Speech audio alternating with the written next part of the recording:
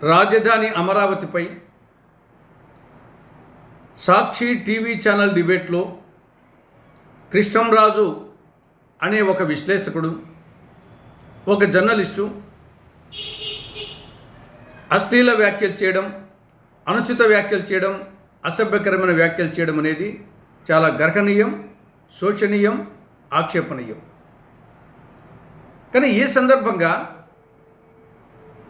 సాక్షి TV anchor అయినటువంటి senior journalist Kommineni శ్రీనివాసరావును arrest చేయడం అనేది ఏమాత్రం సమంజసం కాదు.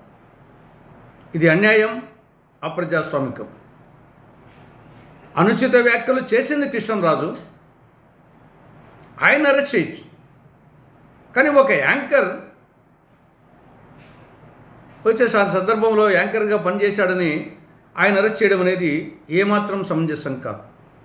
దట్టు ఎస్సీ ఎస్టీ యాక్ట్ కింద కేసులు పెట్టడం అంటే దీన్ని బట్టి రాష్ట్రంలో ఎస్సీ ఎస్టీ యాక్ట్ ఏ విధంగా దుర్వినియోగం అవుతూ ఉందనే దానికి ఇది ఒక మచ్చు తునక.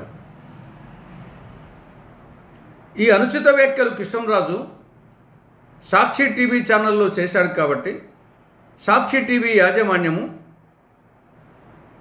అమరావతి మహిళలకు, రాష్ట్ర ప్రజానీకానికి, రాష్ట్ర మహిళలకు క్షమాపణ చెప్పాలి.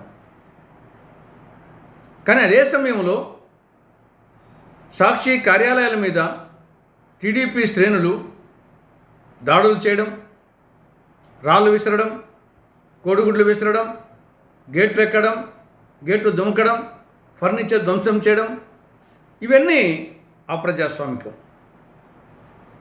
మొత్తం సాక్షి పేపర్ని మూసేయాలని చెప్పడం ఇది ఏమాత్రం సమంజసం కాదు. రాష్ట్రంలో రోజు రోజుకు కక్ష రాజకీయాలు ఎక్కువైపోతున్నాయి. ఇది రాష్ట్రానికి మంచిది కాదు, ఏ పార్టీకి మంచిది కాదు, అధికార కూటమికి కూడా మంచిది కాదు.